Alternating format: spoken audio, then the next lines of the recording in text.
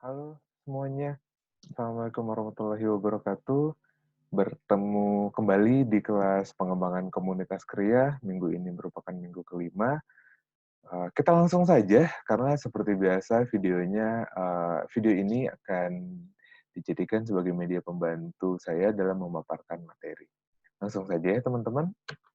Nah, di minggu ini kita akan berkenalan dengan elemen dan tahapan pengembangan komunitas lebih dalam.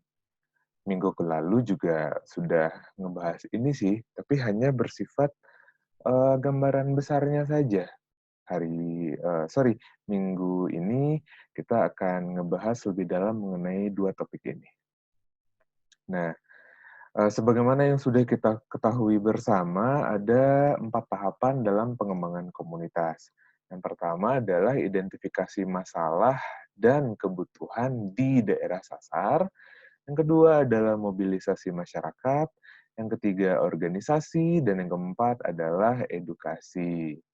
Nah, dalam mengidentifikasi masalah, itu keyword-nya yang harus teman-teman ketahui itu adalah problems and needs-nya apa sih.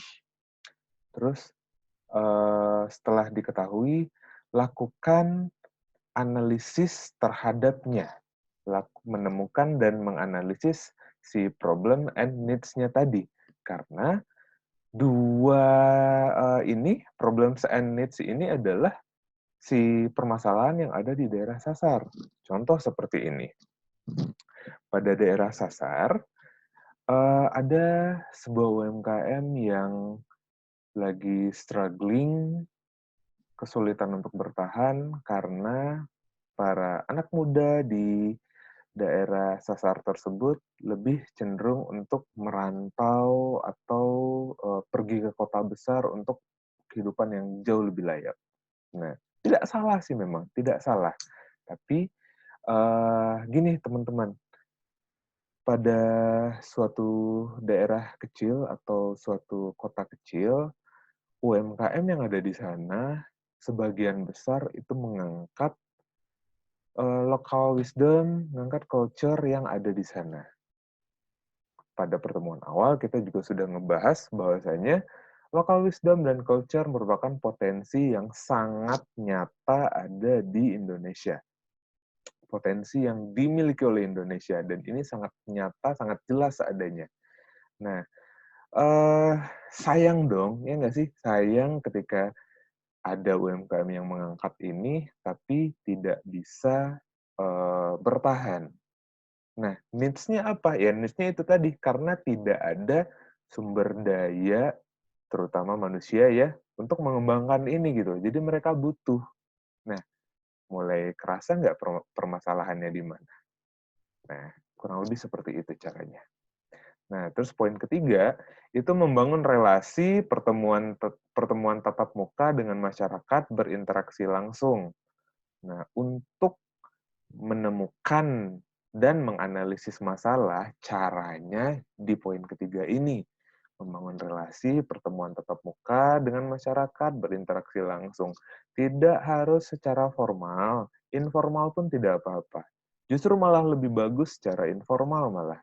Teman-teman bisa berinteraksi secara santai, tidak adanya kaku mungkin ya, atau kesan yang dibuat-buat karena sifatnya serius.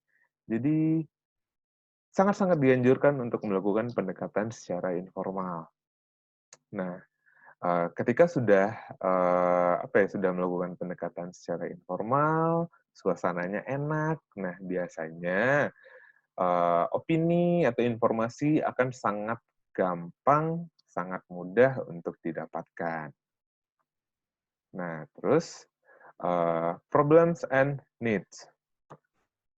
Seperti yang sudah dijelaskan sebelumnya, pengembangan komunitas bertujuan untuk membangun sistem sosial yang lebih baik, memberdayakan sekelompok komunitas dalam upaya meningkatkan kesejahteraan sebuah komunitas, baik secara moral maupun material. Kita bahas secara moral dulu nih ya teman-teman. Moral sangat penting. Contohnya seperti ini. Kayak yang udah saya sampaikan sebelumnya, tidak mungkin masyarakat di daerah sasar tersebut tidak paham akan potensi yang mereka miliki. Tidak, nggak paham, nggak ngeh, atau ya itulah bahasanya ya, nggak mungkin mereka nggak tahu gitu loh, potensi yang dimiliki. Kebetulan ada UMKM nih yang mengangkat, tapi kesulitan untuk survive. Ya pasti, apa ya, moral mereka pasti akan jatuh juga sih, padahal itu bisa dikenal banyak orang sebenarnya. Dikenal banyak orang, daerah mereka jadi jauh lebih terkenal, jauh lebih hidup nantinya ya, kalau misalnya dikenal banyak orang, dan memang akan berujung ke materialnya mereka akan naik gitu loh. Kehidupan mereka akan jadi jauh lebih bagus dari sebelumnya. Ekonomi mereka naik, fasilitas-fasilitas diperbaikin gara-gara banyak orang yang berkunjung ke sana, atau ya apapun lah itu perbedaannya. Disitulah letaknya tentang moral maupun materialnya. Hal pertama yang dilakukan untuk dapat memahami masalah dan kebutuhan dalam komunitas adalah dengan melakukan observasi. Observasi adalah cara yang paling utama, yang paling gampang mungkin ya, dalam mengumpulkan data. Tidak cukup mengandalkan data dari internet saja. Teman-teman sebagai inisiator harus terjun ke lapangan memang untuk memperoleh data yang diinginkan. Terjun ke lapangan pun bukan dalam berarti ini ya, bukan berarti tanpa adanya persiapan ya, teman-teman. Sebelum melakukan observasi, teman-teman sebaiknya mencatat nih, apa aja sih yang perlu diamati, terus juga perilaku masyarakat yang seperti apa sih yang mesti diamati, sedetil itu memang. Sedetil itu, dan serinci itu, apapun lah. Catat aja pokoknya. Karena dengan mencatat, teman-teman bisa semakin jelas gitu loh memetakan potensi yang ada di wilayah tersebut. Nah, ada 3 kategori observasi. Observasi langsung, observasi dengan alat, dan observasi partisipatif. Adapun observasi itu sendiri adalah pengumpulan data dilakukan dengan melihat atau mengamati objek, subjek, atau peristiwa. Kuncinya adalah melihat, berarti memang sebaiknya harus terjun langsung ke lapangan ya, teman-teman semuanya. Jangan males. Observasi langsung. Observasi langsung disebut juga direct observation. Observasi ini dilakukan dengan datang ke lokasi dan mengamati secara langsung objek, subjek, atau peristiwa yang terjadi. Peristiwa di sini bukan dalam artian peristiwa yang menghebohkan atau apapun ya, itu viral, enggak yang seperti itu.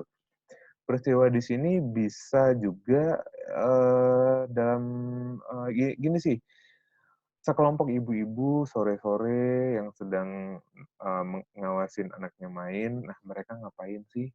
Apa sih yang mereka lakukan? Itu juga bisa dikategorikan sebagai peristiwa. Pun dengan sekelompok bapak-bapak yang sedang relax, yang sedang chill di warung sambil minum kopi sasetan, kira-kira mereka ngomongin apa sih? Nah, itu juga bisa dikategorikan sebagai peristiwa. Jadi bukan peristiwa yang menghebohkan ya, kebakaran, maling ditangkap, enggak sih. Yang namanya juga kita mengawasi, hal sekecil apapun bisa dikategorikan sebagai peristiwa. Pengamat dan yang diamati berada pada ruang dan waktu yang sama. Terus kehadiran pengamat di lokasi memberikan kesempatan bagi pengamat untuk memahami konteks.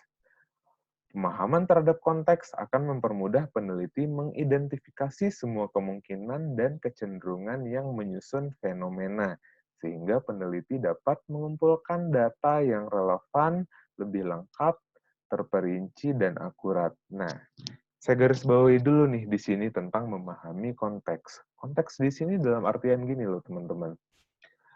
Seperti yang tadi udah saya sampaikan di contoh ya, sekelompok ibu-ibu yang sedang ngawasin anaknya main, kira-kira mereka ngapain sih gitu? Si ibu-ibunya ngapain sih? Apakah hanya plek sambil ngawasin anaknya main atau mereka sambil mungkin saling bercerita satu sama lainnya, apa sih yang mereka ceritakan gitu loh.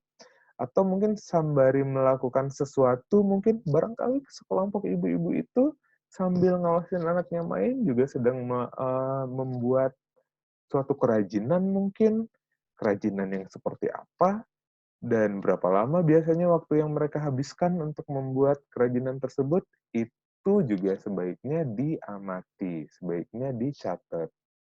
Karena konteks yang dimaksudkan adalah hal-hal yang seperti itu, hal-hal yang terperinci mengenai perilaku masyarakat yang ada di sana. Jadi, saya ulangi sekali lagi, penting, sangat penting sekali ketika sebelum melakukan observasi, teman-teman sudah tahu apa saja yang harus diamati. Nah, eh, observasi dengan alat itu dilakukan dengan bantuan kamera, video kamera, dan alat perekam lainnya. Pengamat dapat berada di lokasi untuk merekam atau meninggalkan lokasi dan menempatkan alat di lokasi untuk merekam.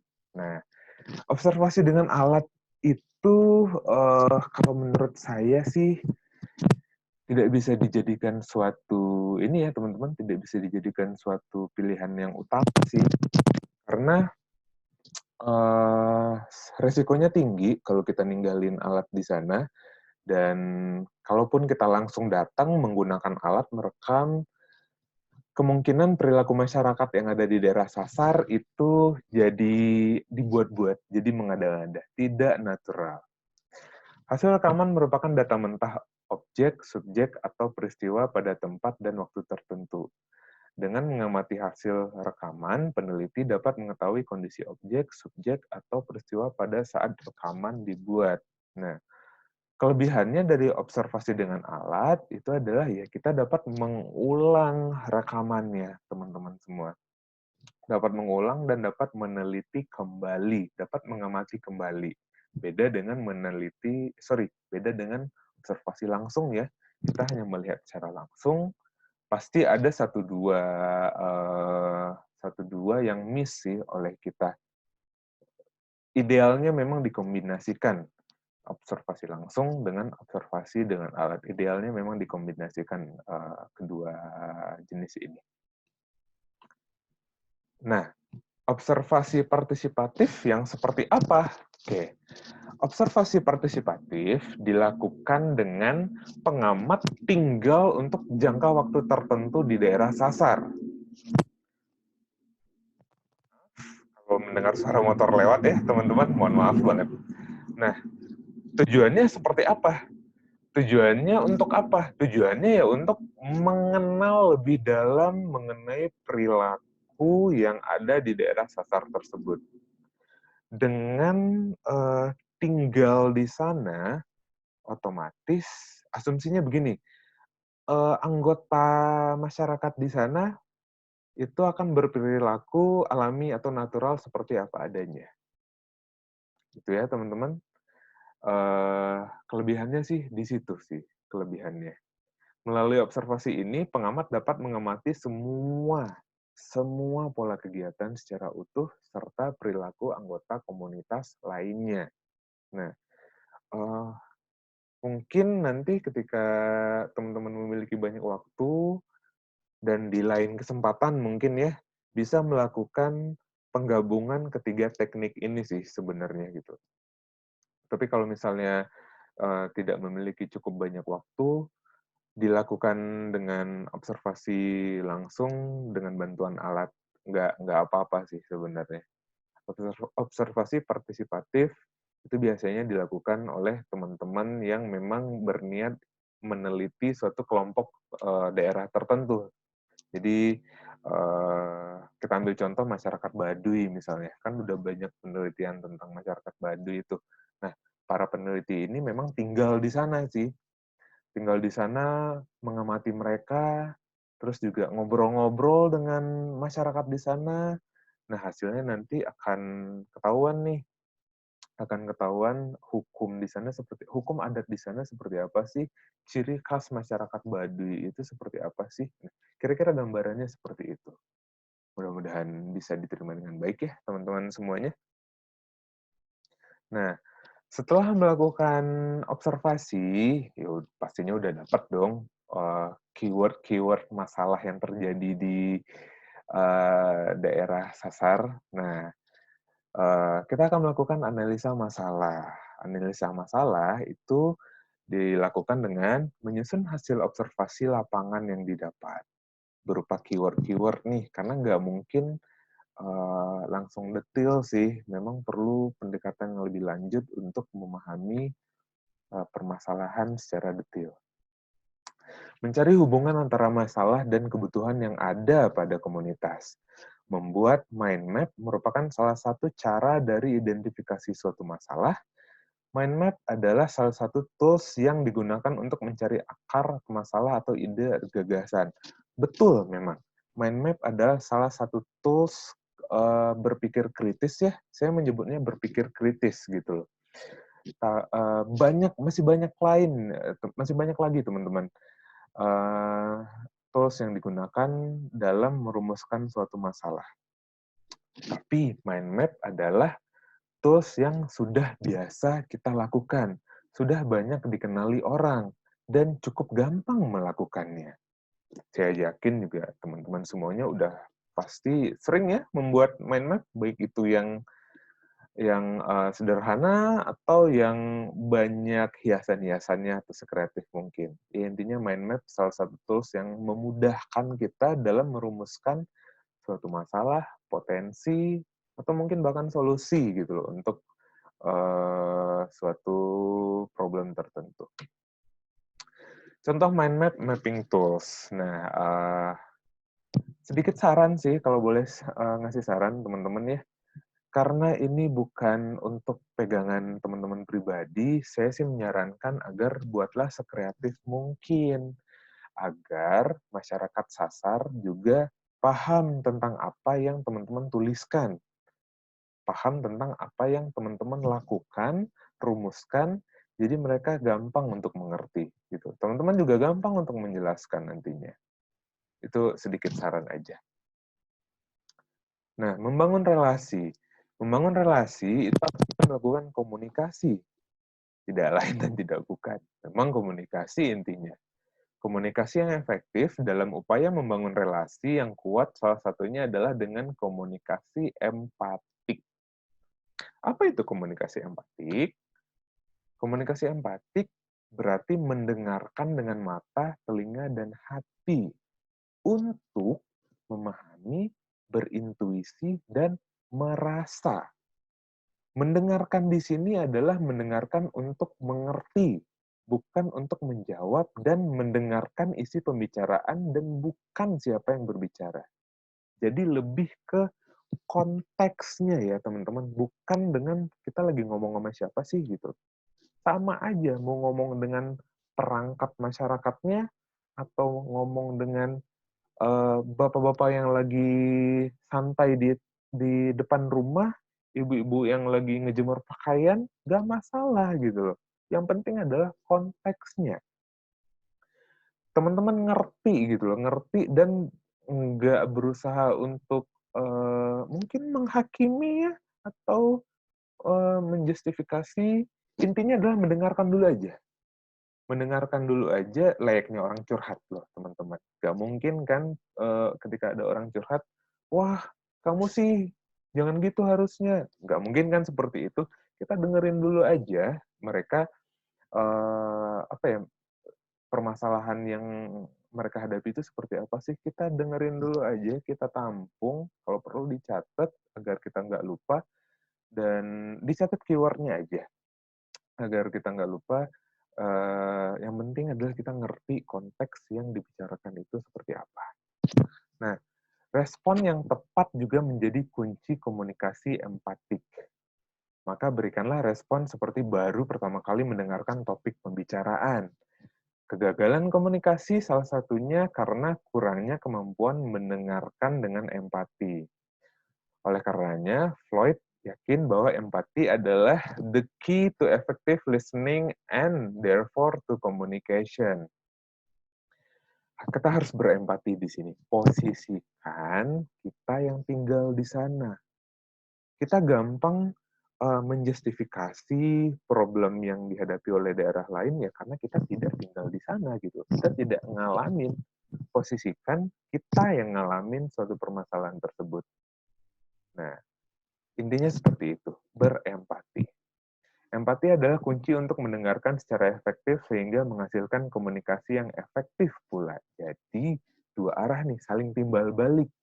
Jangan ketika ada orang curhat, terus teman-teman malah, oh jangan, harusnya gitu. Itu jatuhnya tidak efektif komunikasinya.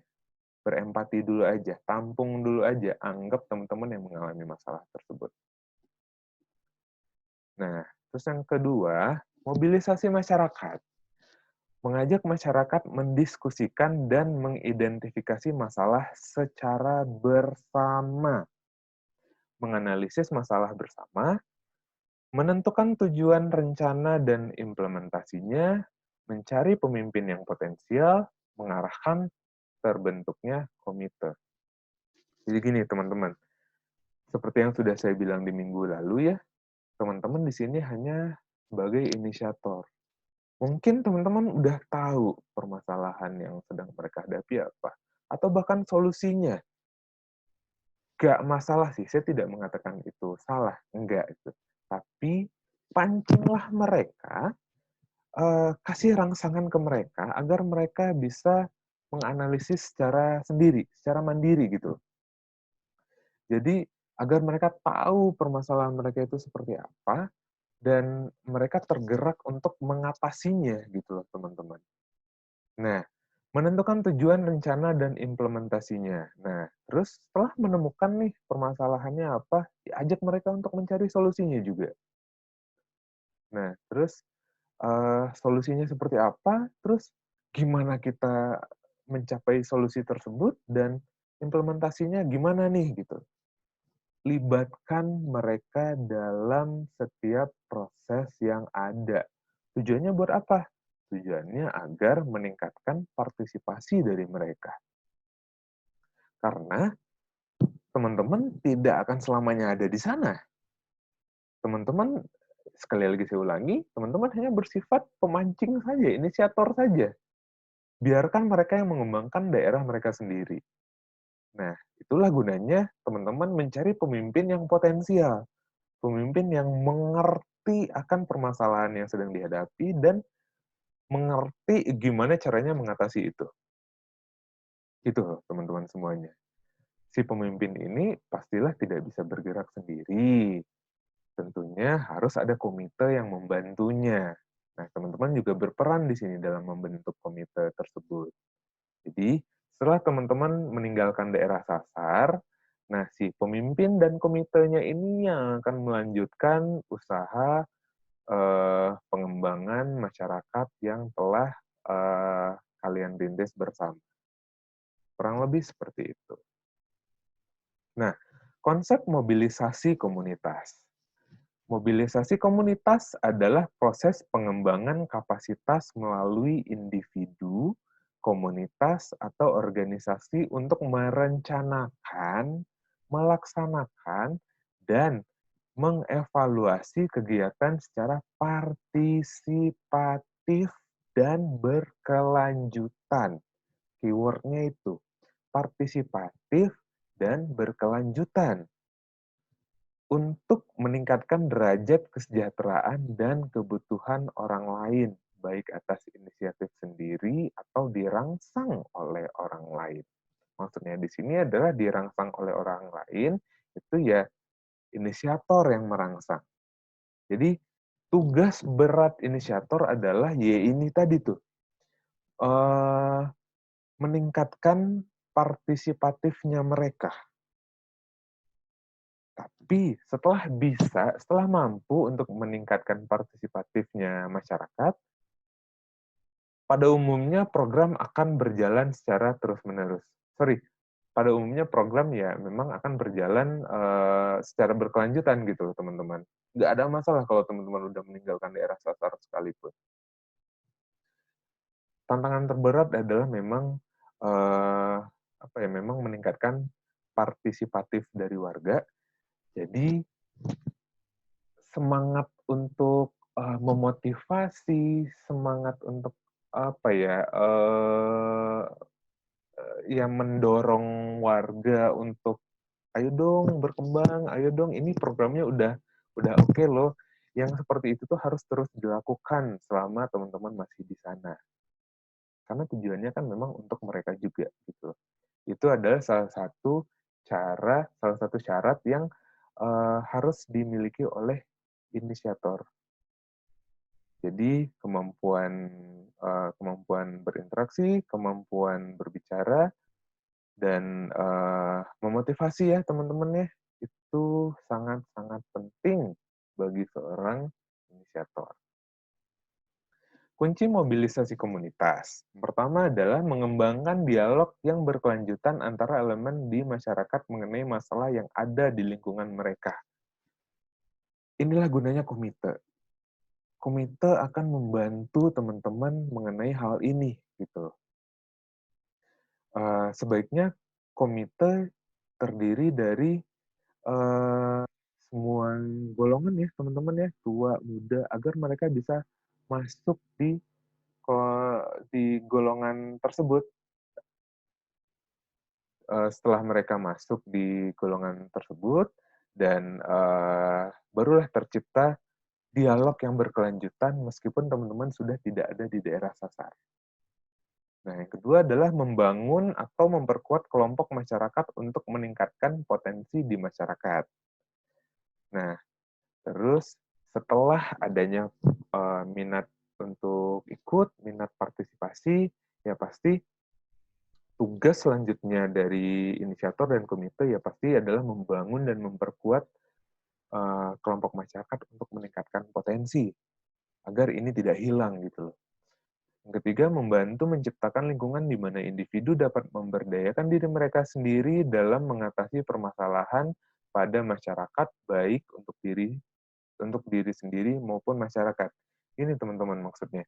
Uh, selain selain berkembangnya suatu daerah, berkembangnya suatu masyarakat, idealnya sih pribadi masyarakat yang ada di sana juga ikutan berkembang dengan cara dengan cara perubahan pola pikir.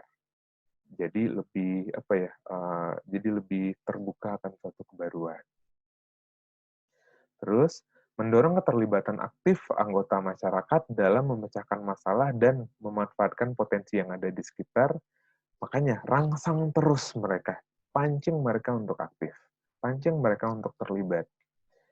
Berjaringan dalam semua tahap kegiatan untuk menumbuhkan kepedulian elemen masyarakat terhadap masalah bersama, dan yang terakhir adalah mendorong masyarakat mengembangkan ide kreatif untuk mengembangkan berbagai strategi dan pendekatan peduli terhadap lingkungan. Ini sih teman-teman ya, intinya adalah pada mobilisasi komunitas itu libatkan semua golongan yang ada, pancing mereka untuk aktif. PR terbesarnya adalah meningkatkan minat mereka, meningkatkan rasa memiliki mereka gitu loh, agar mereka jadi ikut berpartisipasi dan ikut bertanggung jawab demi kemajuan bersama. Nah, tahapan yang ketiga adalah organisasi. Membangun organisasi itu membentuk struktur dan kepemimpinan.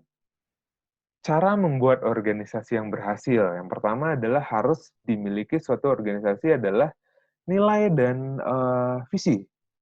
Maksudnya seperti ini sih teman-teman ya. Jadi kedepannya mau ngapain sih? Gak mungkin dong organisasi.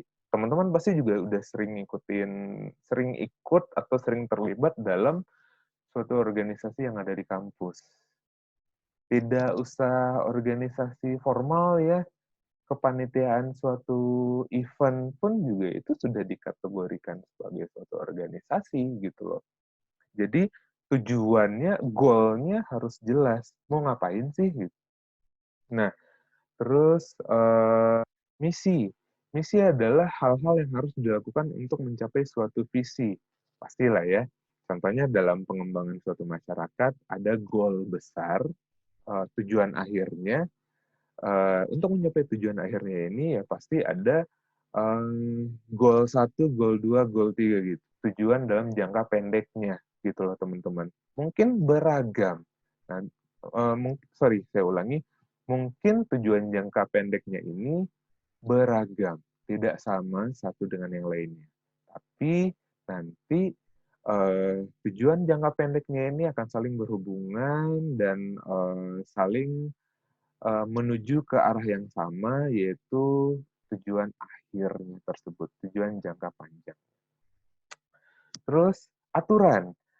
Aturan ya pasti harus, setiap organisasi pasti harus ada batasan-batasannya, harus jelas, dan punish and reward ya kali ya teman-teman ya, punishment and reward ya, itu harus ada dan harus jelas di setiap organisasi manapun gitu loh.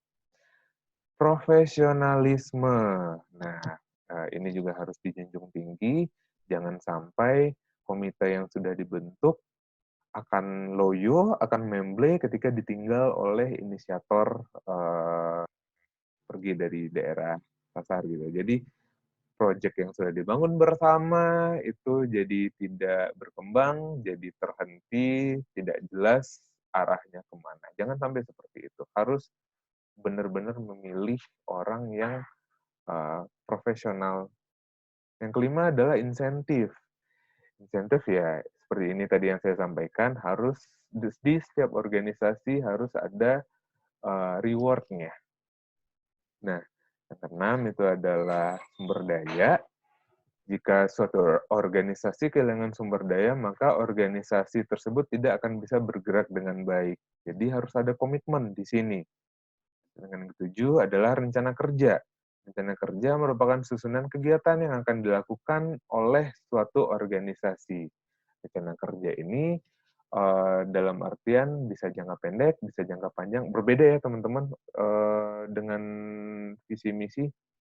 Rencana kerja di sini ya mungkin teman-teman pernah mendengar kata proker. Nah, kurang lebih seperti itu. Nah, yang terakhir itu ada edukasi. Edukasi itu mengenai memberikan knowledge tambahan ke masyarakat mengenai tanggung jawab mereka pada organisasi, mengajarkan keterampilan berorganisasi dan cara mempertahankannya. Teman-teman yang memang aktif di organisasi pasti sudah paham lah mengenai ini. Nah, skill yang harus ada sih yang paling utama adalah tentang manajemen proyek. Usaha pada suatu kegiatan agar tujuan adanya kegiatan tersebut dapat tercapai secara efisien dan efektif. Efektif dalam hal ini adalah di mana hasil penggunaan sumber daya dan kegiatan sesuai dengan sasarannya yang meliputi kualitas biaya, waktu, dan lain-lainnya. Sedangkan efisien diartikan penggunaan sumber daya dan pemilihan subkegiatan secara tepat yang meliputi jumlah, jenis, saat penggunaan sumber lain dan lain-lainnya.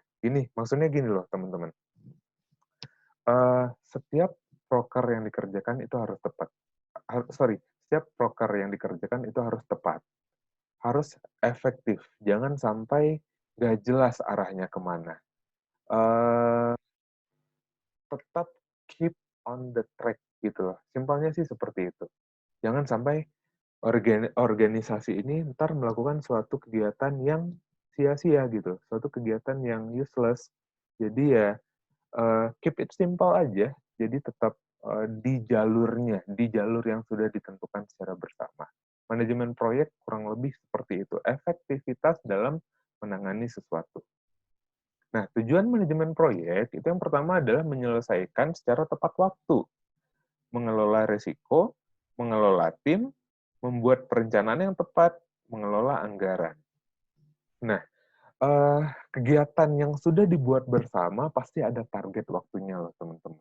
Nah, disinilah tujuan dari manajemen proyek itu agar tercapainya ya tepat waktu. Nah, terus resikonya minimalisir, terus timnya juga dikompakin, ya pokoknya jangan sampai ada yang dijaga mood-nya, jangan sampai ada yang ya mungkin menyerah di tengah jalan atau ya apapun lah itu gitu.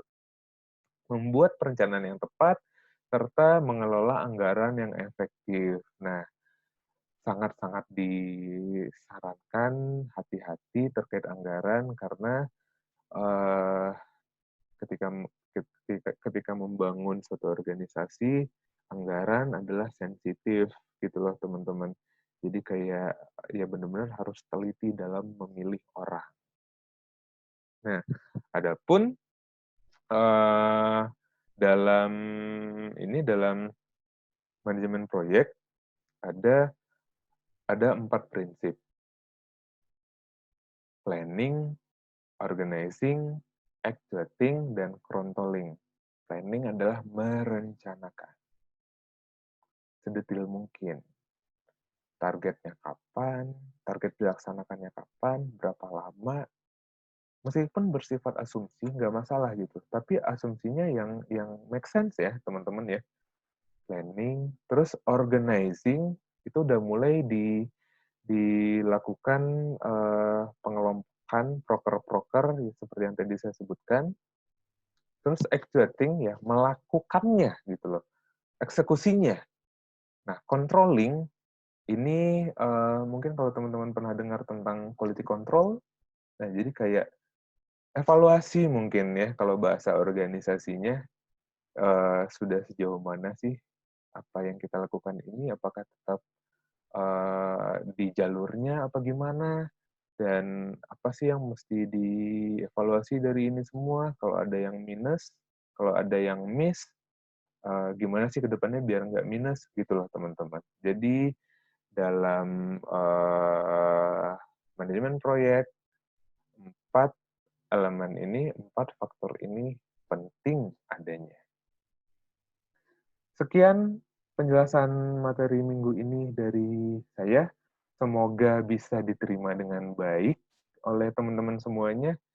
Seperti biasa, kalau misalnya ada yang belum jelas, kalau misalnya ada yang ingin ditanyakan, silakan tanyakan langsung ke saya atau via grup juga tidak masalah.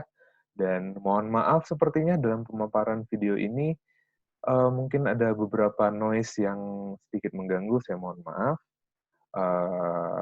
Dan juga mohon maaf kalau misalnya saya menjelaskan masih belum bisa diterima dengan baik oleh teman-teman semuanya. Dan sekian dari saya. Assalamualaikum warahmatullahi wabarakatuh. Tetap sehat semuanya.